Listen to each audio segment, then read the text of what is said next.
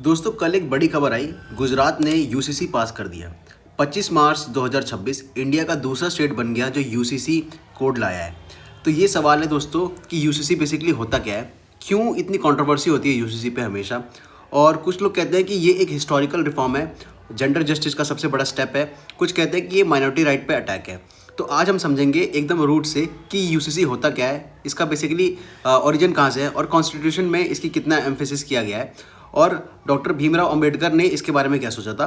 तो दोस्तों ये वीडियो स्पेशली स्टूडेंट्स के लिए है, क्योंकि आने वाले एग्जामिनेशन के अंदर भी यहाँ से यूसीसी से क्वेश्चंस हमेशा पूछ सकते हैं। जैसा कि आप लोगों को पता है कि डीपीएसपी के अंदर भी आर्टिकल 44 यूसीसी की बात करता है। तो चलिए अपनी वीडियो को स्टार्ट करते हैं। सबसे पहले बात करेंगे कि व्हाट इज़ यूसीसी। पहले सीधा सवाल कि यूसीसी होता क्या है। तो यूसीसी की फुल फॉर्म होती है यूनिफॉर्म सिविल कोड, मतलब एक देश एक लॉ सबके लिए। अब ये सिविल लॉ होता क्या है, ये क्रिमिनल लॉ नहीं होता दोस्तों। सिविल लॉ मतलब होता है कि शादी, तलाक या फिर इनहेरिटेंस या अडॉप्शन या फिर सक्सेशन, ये सब जितने भी पर्सनल मैटर्स होते हैं इनसे रिलेटेड लॉ। अभी इंडिया में ये कैसे काम करता है तो इसको ध्यान से समझते हैं कि अगर आप लोग हिंदू हैं तो हम पर जो एक्ट लगेगा वो हिंदू मैरिज एक्ट 1955 लगेगा और हिंदू सक्सेशन एक्ट लगेगा। अगर आप मुस्लिम हैं तो मुस्लिम पर्सनल लॉ शरीयत एक्ट 1937 लगेगा। और अगर कोई क्रिश्चियन है तो क्रिश्चियन के लिए इंडियन क्रिश्चियन मैरिज एक्ट 1872 और पारसी के लिए Parsi marriage and divorce act 1936। एक ही देश में रिलीजन के हिसाब से अलग अलग लॉज हैं। ये हुआ दोस्तों फ्रेगमेंटेड सिस्टम। यूसीसी कहता है कि ये सब खत्म करो, एक ही लॉ बनाओ सबके लिए, चाहे हिंदू हो, मुसलमान हो, क्रिश्चियन हो, पारसी हो।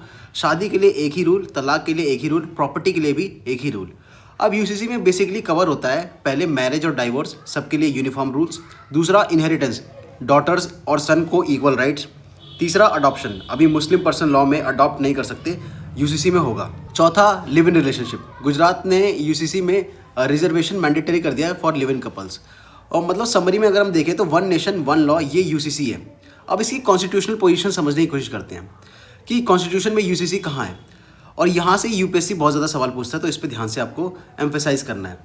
आर्टिकल 44 दोस्तों ये यूसीसी का घर है। आर्टिकल 44 कॉन्स्टिट्यूशन के पार्ट 4 में है, जो कि directive principles of state policy यानी कि डीपीएसपी के अंदर आता है। आर्टिकल 44 का टेक्स्ट है the state shall endeavour to secure for the citizens a uniform civil code throughout the territory of India. अब ये यहाँ पे एक इंपॉर्टेंट डिस्टिंक्शन समझो कि डीपीएसपी जस्टिकेबल नहीं होता, मतलब कोर्ट में जाके एनफोर्स नहीं कर सकते, पर ये स्टेट के लिए बाइंडिंग गोल्स होता है, यानी कि कॉन्स्टिट्यूशनल एस्पिरेशन होती है कि कॉन्स्टिट्यूशन कभी हम इस तरह से बनाएंगे। तो यूसीसी एक फंडामेंटल राइट नहीं है, पर एक कॉन्स्टिट्यूशनल ड्यूटी ज़रूर है स्टेट की। अब और आर्टिकल्स जो एग्जाम में आते हैं दोस्तों, इसके बारे में भी थोड़ी सी चर्चा कर लेते हैं। आर्टिकल 14 सबसे इंपॉर्टेंट आर्टिकल क्या कहता है, इक्वालिटी बिफोर लॉ, यानी कि यूसीसी इसका सपोर्ट करता है क्योंकि सब के लिए एक लॉ मतलब सब कुछ इक्वल। तो ये यूसीसी को बेसिकली कॉम्प्लीमेंट करता है। तो आप आंसर राइटिंग के अंदर इसको भी लिख सकते हैं।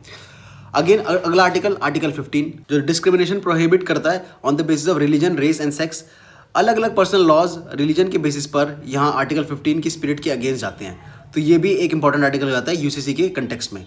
अगेन अगला आर्टिकल 25 जो फ्रीडम ऑफ रिलीजन है, यहाँ कन्फ्लिक्ट शुरू हो जाता है दोस्तों। हर रिलीजन को अपने अफेयर्स मैनेज करने का राइट है, यहीं से पर्सनल लॉ डिराइव होते हैं। अब आर्टिकल 25 और आर्टिकल 44 ये है यूसीसी के कोर टेंशन, क्योंकि ये दोनों एक दूसरे को अपोज करते हैं। एक तरह से हम बात करते हैं आर्टिकल 25 में कि रिलीजन को अपना डिसीजन मेक करने का फ्रीडम है, लेकिन यहाँ पे आर्टिकल 44 को बिल्कुल ही कॉन्ट्राडिक्ट करता है कि फिर आप एक यूनिफॉर्मिटी कैसे लेके आओगे। अगला आर्टिकल 26 का कहता है कि religious denominations can manage their own religious affair. ये भी यूसीसी के लिए एक चैलेंज है। अब बात करते हैं 7th शेड्यूल के बारे में, लिस्ट 3 एंट्री 5। यहाँ पे क्या है कि मैरिज, डाइवोर्स और इनहेरिटेंस ये सब कॉन्करेंट लिस्ट में आता है, मतलब both centre and state legislate कर सकते हैं। ये दोस्तों इंपॉर्टेंट रखना, क्योंकि यहाँ से कई बार सवाल आता है ये शेड्यूल से रिलेटेड कि कॉन्करेंट लिस्ट क्या होती है, स्टेट लिस्ट क्या होती है और सेंट्रल लिस्ट क्या होती है। तो इस केस में बोथ सेंटर एंड स्टेट जो है वो लेजिस्लेट कर सकता है। इसलिए उत्तराखंड और गुजरात स्टेट लेवल पे यूसीसी ला सके पार्लियामेंट के बिना। अब एक लाइन में समझे तो दोस्तों, आर्टिकल 44 कहता है यूसीसी लाओ, आर्टिकल 24 कहता है कि रिलीजन को प्रोटेक्ट करो। यही टेंशन है। अब दोस्तों अगले सेगमेंट में आते हैं कि डॉक्टर भीमराव अंबेडकर के क्या विजन थे, जो ड्राफ्टिंग कमेटी के चेयरमैन थे। तो बहुत लोग यूसीसी को बीजेपी का एजेंडा कहते हैं, पर ये सच नहीं है दोस्तों। पूरा यूसीसी का कंसेप्ट अंबेडकर ने दिया था 1948 में कॉन्स्टिट्यूशन असेंबली के अंदर। अंबेडकर कॉन्स्टिट्यूशन ड्राफ्टिंग कमेटी के चेयरमैन थे। उन्होंने खुद आर्टिकल 35 प्रपोज किया था, जो बाद में आर्टिकल 44 बना। और उन्होंने कॉन्स्टिट्यूशन असेंबली में कहा था कि nobody says that the personal law of every community can not be change. The whole idea is that the state shall try to get a common civil law. तो अब बात आती है कि अंबेडकर यूसीसी क्यों चाहते थे। पहला रीज़न नेशनल इंटीग्रेशन। वो मानते थे जब तक अलग अलग लॉज हैं तब तक एक यूनिफाइड नेशन नहीं बनेगा।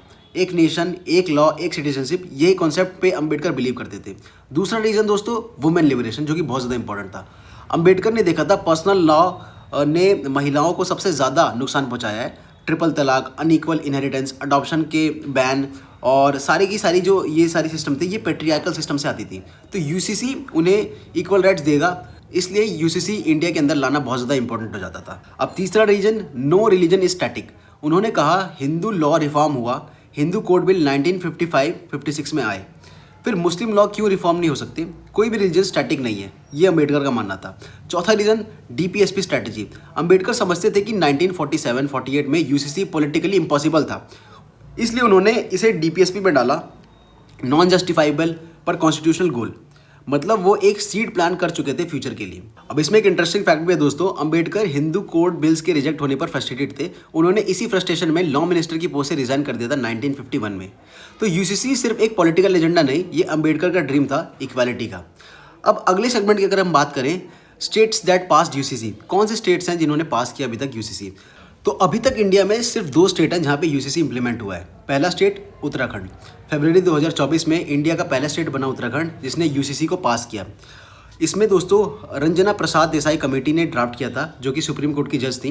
और इसमें क्या क्या चीज़ें उन्होंने कवर करी, मैरिज, डाइवोर्स, इनहेरिटेंस और लिव इन रिलेशनशिप।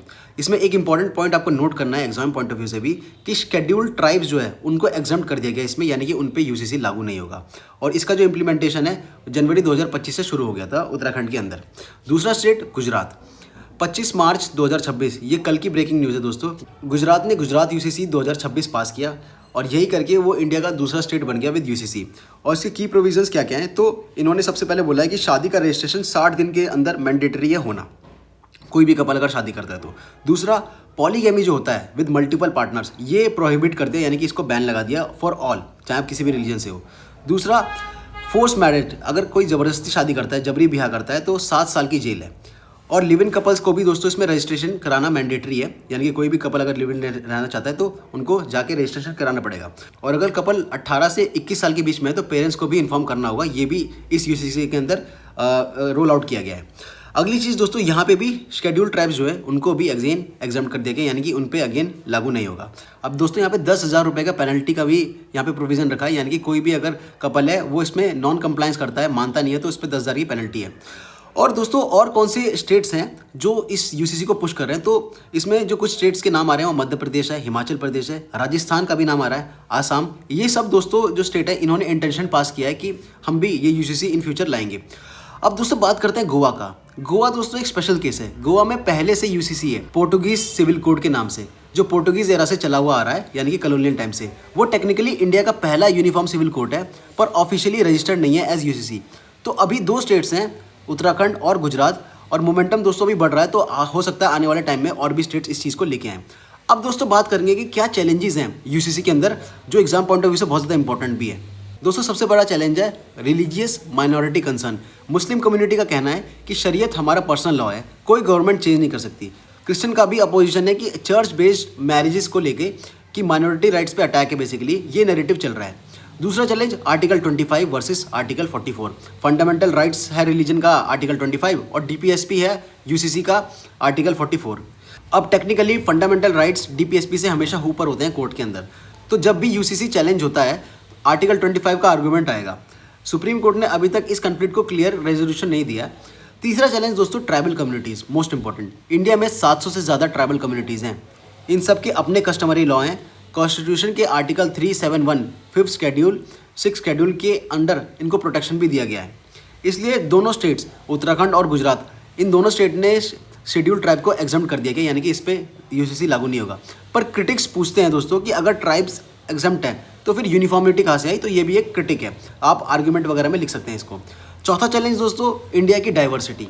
40 से ज़्यादा पर्सनल लॉ हैं दोस्तों भारत के अंदर, 22 ऑफिशियल लैंग्वेज हैं, 6 मेजर रिलीजन हैं जो भारत के अंदर चलते हैं, हज़ारों कास्ट और सब कास्ट हैं। तो एक लॉ इम्पोज करना एक मैसिव गवर्नेंस चैलेंज है, तो इसको भी आप कंसिडर कर सकते हैं आने वाले आर्गूमेंट राइटिंग में या फिर किसी भी आंसर राइटिंग में। 5वां चैलेंज दोस्तों फेडरल वर्सेस स्टेट इशू, ये भी बहुत ज़्यादा इंपॉर्टेंट है।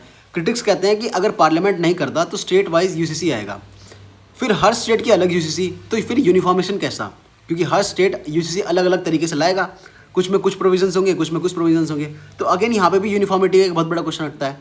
तो मध्य प्रदेश का अलग होगा, गुजरात का अलग होगा, उत्तराखंड का अलग होगा, तो ये एक्चुअल यूनिफॉर्मिटी नहीं होगी। चौथा चैलेंज, पॉलिटिकल सेंसिटिविटी। कांग्रेस और अपोजिशन ने गुजरात असेंबली में वॉकआउट किया। They called it won't bank politics और इलेक्टोरल गिमिक।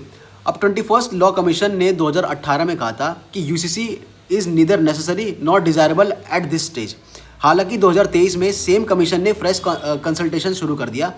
सातवां दोस्तों चैलेंज क्या है कि सुप्रीम कोर्ट का एम्बिगियस स्टैंस। सुप्रीम कोर्ट ने काफ़ी केसेस में यूसीसी की ज़रूरत बताई, जैसे शाह बानो, सरला मुदगल, पर कभी भी डायरेक्टली पार्लियामेंट को डायरेक्ट नहीं किया। अब एक लाइन में कहें तो डाइवर्सिटी, पॉलिटिक्स, रिलीजन और फेडरलिज्म, ये 4 चीज़ें हैं जो यूसीसी को रोकती हैं। अब दोस्तों बात करें कुछ लैंडमार्क सुप्रीम कोर्ट के केसेस की, जो यूपीएससी के पॉइंट ऑफ व्यू से बहुत ज़्यादा इंपॉर्टेंट हो जाता है। अब दोस्तों सबसे पहला केस आता है शाह बानो केस 1985, मोहम्मद अहमद खान वर्सेस शाह बानो बेगम। शाह बानो एक 62 ईयर्स की डाइवोर्स मुस्लिम वुमेन थी। सुप्रीम कोर्ट ने इन्हें कहा था कि सीआरपीसी सेक्शन 125 के तहत इनको मेंटेनेंस मिलेगा, लेकिन ये जो जजमेंट था ये रिलीजन के ऊपर था। तो कोर्ट ने एक्सप्लिसिटली कहा था कि it is a matter of regret that article 44 has remained a dead letter. पर फिर भी पॉलिटिकल प्रेशर में राजीव गांधी की गवर्नमेंट ने मुस्लिम वुमेन प्रोटेक्शन एक्ट 1986 लाया और सुप्रीम कोर्ट का जजमेंट प्रैक्टिकली रिवर्स कर दिया। ये इंडिया का सबसे कंट्रोवर्शियल लेजिस्लेटिव ओवरराइट्स में से एक है। दूसरा केस सरला मुदगल केस 1995। इस केस के अंदर सुप्रीम कोर्ट ने कहा था कि अगर कोई हिंदू अपना रिलीजन चेंज करता है इस्लाम में सिर्फ सेकंड मैरिज के लिए, तो भी ये बाइगमी होगा, फर्स्ट मैरिज डिसॉल्व नहीं होगी ऑटोमेटिकली। और इसमें जस्टिस कुलदीप सिंह ने स्ट्रांगली यूसीसी की मांग करी थी। इसमें फेमसली एक कोट भी करते हैं कि when more than 80% citizens are govern by codified person law, there is no justification to keep the remaining 20% in darkness. अगला केस दोस्तों John Vallamattom case 2003।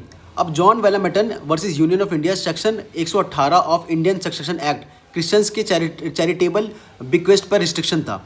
Supreme Court ने इसे अनकॉन्स्टिट्यूशनल करार कर दिया, डिस्क्रिमिनेटरी अगेंस्ट क्रिश्चियंस। फिर से दोस्तों ये सुप्रीम कोर्ट ने यूसीसी की ज़रूरत बताई इस वाले केस के अंदर भी। और अगेन अगला जो केस था ट्रिपल तलाक केस 2017, ये सबसे बड़ा केस था, Shayara Bano versus Union of India. इसमें 5 जज कॉन्स्टिट्यूशनल बेंच बैठी थी, जिसमें इंस्टेंट ट्रिपल तलाक के बिद्दत 3:2 मेजोरिटी से अनकॉन्स्टिट्यूशनल घोषित कर दिया गया 2019 में, और Muslim women protection of right on marriage act लाया। ट्रिपल तलाक देना 3 साल की जेल का बेसिकली खामियाजा होगा। ये एक पार्शियल स्टेप था यूसीसी की तरफ, एकदम टारगेटेड रिफॉर्म। पैटर्न अगर हम दोस्तों यहाँ पे देखें तो हर केस में सुप्रीम कोर्ट ने यूसीसी की मांग करी है, पर पार्लियामेंट ने कभी पूरा यूसीसी नहीं दिया। ये है judicial frustration versus legislative inaction. अब बात करेंगे दोस्तों वे फॉरवर्ड का।